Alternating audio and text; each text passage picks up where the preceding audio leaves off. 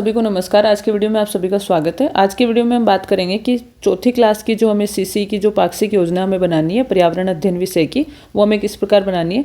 मैं इसमें आप लोगों के साथ 8वां चैप्टर शेयर कर रही हूँ। रामदेवरा की पदयात्रा वाला जो चैप्टर है वो यहाँ हमें ऊपर की एंट्रीज आप लोग कर ही लेंगे। यहाँ हमें रोल नंबर लिखने हैं बच्चों ग्रुप 1 और ग्रुप 2 के। इसमें सबसे पहले संपूर्ण कक्षा के लिए सीखने के प्रतिफल के आधार पर शिक्षण अधिगम उद्देश्यों की हम बात करेंगे। तो विद्यार्थी किसी यात्रा या भ्रमण का वर्णन अपनी स्वयं की भाषा में यानी अपनी लोकल लैंग्वेज में वो कर सकेंगे। अपने सामाजिक परिवेश में पाई जाने वाली सांस्कृतिक विविधता की पहचान बच्चे कर सकेंगे। किसी मेले का वर्णन बच्चे अपने शब्दों में कर सकेंगे। पेड़ पौधे, जीव जंतुओं एवं मनुष्य के लिए बुनियादी सुरक्षा जरूरतों का वर्णन बच्चे कर सकेंगे। ये हमारे शिक्षण अधिगम उद्देश्य रहेंगे पूरी क्लास के लिए। उसके बाद आती है संपूर्ण क्लास के लिए गतिविधियाँ। सामूहिक, उपसमूह और व्यक्तिगत में। सामूहिक कार्य में हम पाठ में दिए गए चित्र के आधार पर बातचीत करके पद यात्रा की जानकारी हम बच्चों को देंगे। तो ये हमारा 8वां पाठ है। तो इसमें जैसे ये चित्र हमें दिखा के बच्चों को, और उसके बाद ये चित्र बच्चे देख के और उनके मन में जो भी विचार आते हैं वो बच्चे हमसे शेयर करेंगे और उसके बाद हम उनको पद यात्रा की जानकारी देंगे। उसके बाद राजस्थान के मानचित्र में जैसलमेर जिले का रामदेवरा स्थान अंकित कर पदयात्रा के बारे में हम बच्चों को बताएंगे। और इससे रिलेटेड हम कोई वीडियो भी अगर बच्चों को दिखाना चाहें तो वो भी दिखा सकते हैं। रामदेवरा जैसलमेर के दर्शनीय स्थलों का चित्रों के आधार पर हम वर्णन करके बच्चों को बताएंगे। प्रमुख रबी, खरीफ और जायद की फसलों के बारे में समझाएंगे।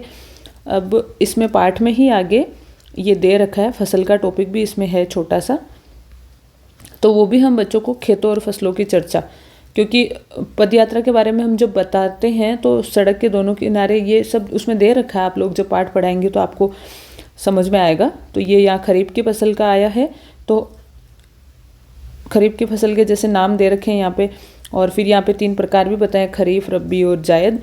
तो इसके बारे में हम बच्चों को बताएंगे। उसके बाद पदयात्रा में रखी जाने वाली सावधानियों के बारे में हम बच्चों को समझाएंगे। और राम रसोड़े का भी इसमें चैप्टर में दिया हुआ है, जिक्र किया हुआ है, तो राम रसोड़े के बारे में भी हम बताएंगे। और इसमें हम सहभागिता के आधार पर बच्चों का आकलन करेंगे। उसके बाद उप समूह में कार्य में है ग्रुप 1 और ग्रुप 2 बनाएंगे हम।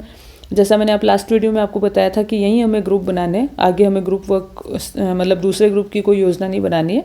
तो इसमें पहला ग्रुप जो हम बता रहे हैं, जिसमें बना रहे हैं, जिसमें आप क्लास के आधे बच्चे हम रख सकते हैं। तो पदयात्रा हेतु आवश्यक वस्तुओं की सूची बनवानी है। और ग्रुप 2 में पदयात्रा में रखी जाने वाली सावधानियों की बच्चे सूची बनाएंगे। और ये बच्चे जो कार्य कर रहे हैं, क्रियाकलाप कर रहे हैं, उसके आधार पर हम बच्चों का आकलन करेंगे। उसके बाद आता है व्यक्तिगत कार्य। पाठ के अभ्यास प्रश्न हम बच्चों से करवाएंगे और रामदेवरा मेले का वर्णन करने का हम भी क्वेश्चन उनको बच्चों को दे सकते हैं। और भी कोई क्वेश्चन हो तो उसका भी हम बच्चों को घर पे होमवर्क के रूप में भी हम बच्चों को दे सकते हैं। और यहाँ पे बच्चे जो कार्य कर रहे हैं उसके आधार पर उनका हम आकलन करेंगे। फिर आता है समीक्षा और अनुभव में। सहभागिता में शिक्षण के दौरान बच्चों की पूर्ण सहभागिता रही। कठिनाई में मानचित्र समझने और फसलों के वर्गीकरण करने में कठिनाई होगी, क्योंकि 4th क्लास के बच्चे हैं तो मानचित्र में कठिनाई होती है। उनको नहीं पता होता है कि क्या मानचित्र का प्रारूप हो और सब, और फसलों के वर्गीकरण में भी उनको कठिनाई हो सकती है। तो बदलाव में हम मानचित्र में रंग भरवा के उनको समझा सकते हैं। जैसे हमें जैसलमेर जिला अंकित करना और उसमें रामदेवरा एक पर्टिकुलर प्लेस उसमें अंकित करना है, तो हम वहाँ रंग भरवा के उनको कर सकते हैं। खुद के ज़िले में हम अलग रंग भरवा सकते हैं। राजस्थान की राजधानी है तो उसमें हम अलग रंग भरवा सकते हैं। तो ऐसे बच्चों के कॉन्सेप्ट हम क्लियर कर सकते हैं। और फसलों की सूची बनाकर बच्चों को हम समझाएंगे, एक इंडेक्स बना के, और उसमें अलग अलग प्रकार से हम फसलों के नाम लिखकर हम बच्चों को समझा सकते हैं। उसके बाद ग्रुप 1 के लिए संवर्धन योजना नील रहेगी हमारी, क्योंकि पर्यावरण अध्ययन में सारे बच्चे क्लास लेवल के ही होते हैं, कोई बिलो क्लास लेवल नहीं होता है। और शिक्षण समूह 2 का भी हमारा नील रहेगा, क्योंकि हमें संपूर्ण क्लास का ही वो जो काम मैंने ऊपर योजना बनाई है वो पूरी क्लास की है।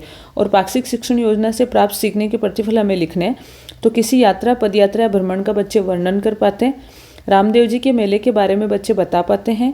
विभिन्न फसलों के बारे में बच्चे बता पाते हैं। और राम रसोड़े के बारे में बच्चे वर्णन कर पाते हैं, बता पाते हैं। तो ये रहेगी हमारी 4th क्लास की सीसी की जो पर्यावरण अध्ययन की है वो पाठ योजना, पाक्षिक जो पाठ योजना है वो हमारी ये रहेगी। 15 दिन की योजना है। तो हमें इस प्रकार से बच्चों के साथ काम करना है।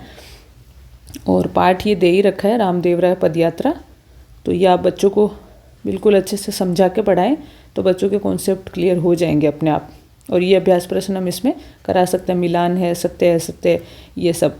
ये फसलों का भी आ जाएगा, रबी, खरीफ और जायद का। रामदेवरा मेले में होने वाली प्रमुख गतिविधियाँ, पैदल यात्रा के दौरान मिलने वाली विभिन्न सेवाएं, और उसके बाद ये भी बच्चों को पढ़ के और बता सकते हैं। तो ये इस प्रकार रहेगी हमारी इस पाठ की पाक्षिक योजना।